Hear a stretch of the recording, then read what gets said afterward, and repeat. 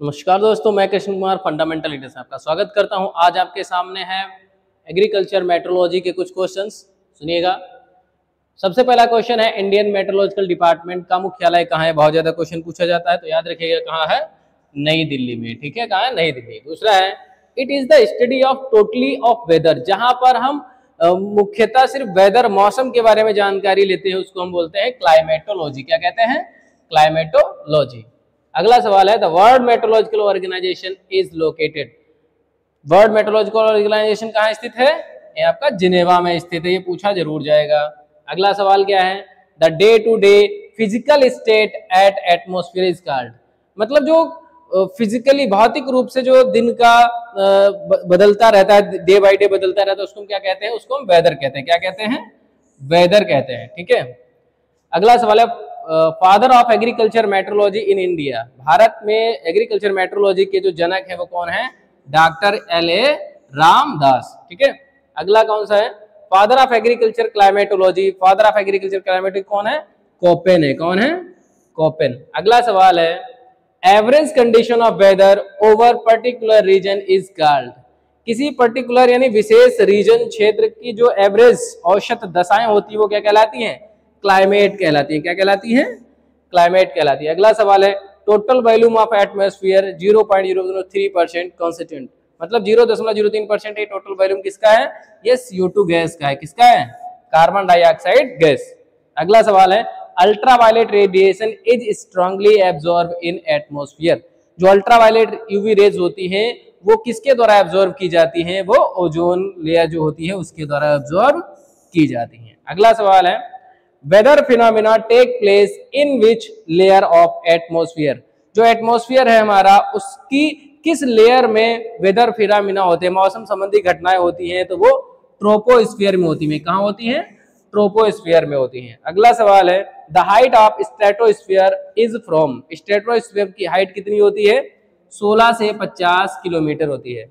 अगला सवाल है, ozone concentration in atmosphere is reduce by. जो एटमॉस्फेयर हमारा है, वायुमंडल में ओजोन गैस का जो सांद्रता है वो किससे द्वारा कम होती है? CFC गैस, जिसे हम क्लोरोफ्लोरोकार्बन कहते हैं। बहुत इंपॉर्टेंट है। अगला सवाल है, which gas of atmosphere have major role of global warming. कौन सी ऐसी गैस है जो ग्लोबल वार्मिंग में बहुत ज्यादा रोल निभाती है, योगदान होता है उसका? CO2। और साथ ही साथ अगर फोटोसिंथेसिस के लिए पूछी जाए तो वो भी CO2 गैस ही होती है। अगला सवाल है, when temperature decrease with altitude. जब एल्टीट्यूड के साथ तापमान घटता है तो उसे कहते हैं लैप्स रेट। क्या कहते हैं? Lapse rate. अगला सवाल, the unit of pressure is. जो प्रेशर की यूनिट होती है उसको हम मिली बार कहते हैं। क्या कहते हैं? मिली बार। अगला सवाल है, which instrument record continuous atmospheric pressure on map. किसी भी मैप पे लगातार एटमॉस्फेरिक प्रेशर की गणना करना क्या कहलाता है? बैरोग्राफ के द्वारा करते हैं। किसके द्वारा करते हैं? बैरोग्राफ। ठीक है। Wind speed is measured by. ये दोनों इंपॉर्टेंट क्वेश्चंस हैं। विंड स्पीड किसके द्वारा मापी जाती है? एनीमोमीटर के द्वारा मापी जाती है, हवा की गति। ठीक है। Barometer is to measure. Barometer हम एटमॉस्फेरिक प्रेशर मापते हैं। ठीक है। क्या मापते हैं? Atmospheric pressure. विंड डायरेक्शन जो है, हवा की दिशा जो है, वो हम विंड वेन के द्वारा मापते हैं। इन दो क्वेश्चंस में से दोनों क्वेश्चन पूछे जा सकते हैं या एक क्वेश्चन जरूर पूछा जाएगा। अगला सवाल है, horizontal flow of air mass. Horizontal flow of air mass क्या होता है? ये एडवेक्शन होता है। क्या होता है? एडवेक्शन। अगला सवाल है, बहुत ज्यादा क्वेश्चन पूछा जाता है, the cloud responsible for heavy rainfall. वे कौन से बादल होते हैं जो बहुत अधिक वर्षा करते हैं? वो होते हैं क्यूमुलुनिम्बस। कौन से होते हैं?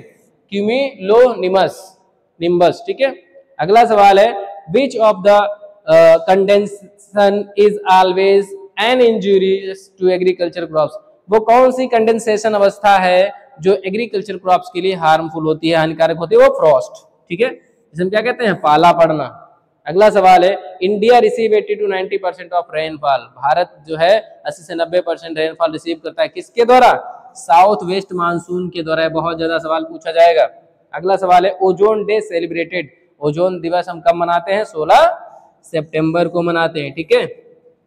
अगला सवाल है हमारा last, troll classified the climate on the basis of. Troll ने क्लासिफिकेशन दिया है किसका, क्लाइमेट का। वो किस आधार पर दिया है, ह्यूमिड मंथ और टेम्परेचर के आधार पर। किस आधार पर दिया है, ह्यूमिड मंथ और टेम्परेचर के आधार पर। ठीक है, तो बहुत ही महत्वपूर्ण क्वेश्चन है, इनको आप लोग सभी लोग पढ़ लेना। धन्यवाद।